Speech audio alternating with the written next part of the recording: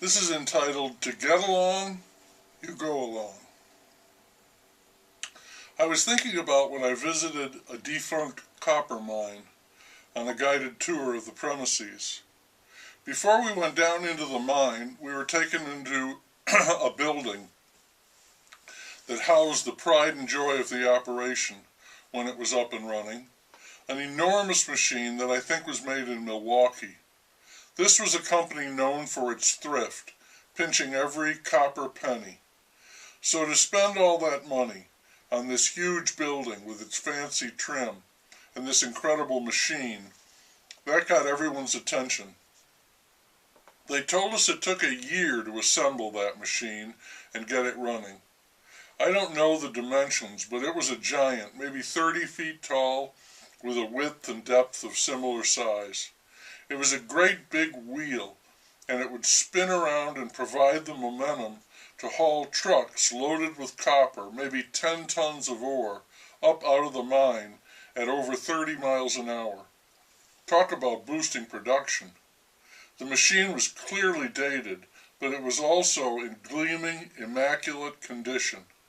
It had been in service for 6 or 7 years, ending when the company was no longer able to show a good profit. But while it was running, as a means of extraction of ore from deep underground, there was no other more powerful piece of equipment in the world. Even shut down and silent, it made a tremendous impression. The great machine was operated by one person. That job required a great deal of training and expertise. Taking into account that the work was done in shifts, there were probably 5 or 6 men who knew how to operate that machine.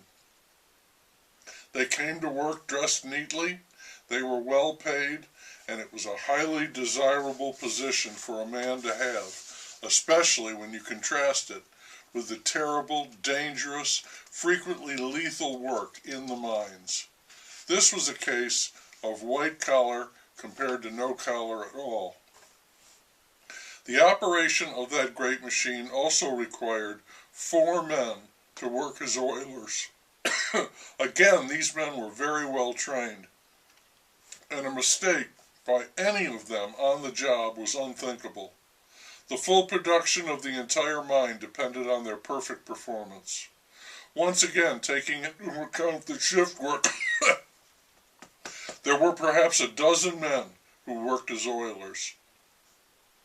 These men had great respect for the importance of their work and also for the machine itself. They are the ones responsible for its present impeccable condition. They too were well paid, and the envy of all the men who had to go deep down into the mine every day.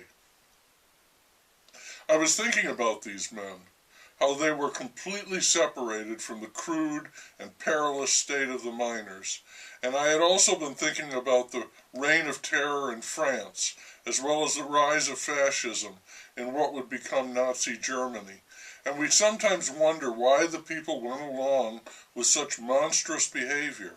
How could they? And I think in these places at such times, there is a tremendous push and incentive to escape at all costs the direct threat a savage, unchecked government may pose. A person wants to do everything they can to avoid the crosshairs. To do that, to feel any sense of security at all, people will move into positions favorable to the state, fly its colors, if you will, whatever is required, to act as minor officials of some kind, or enforcers of the law, police, soldiers, members of special units sworn to arrest those who might harbor interests contrary to those of the state.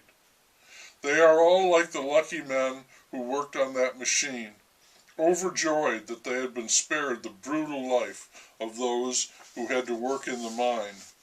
The miners could do little about their plight. After all, they had to eat to live. They might complain, they might even strike, but not for long.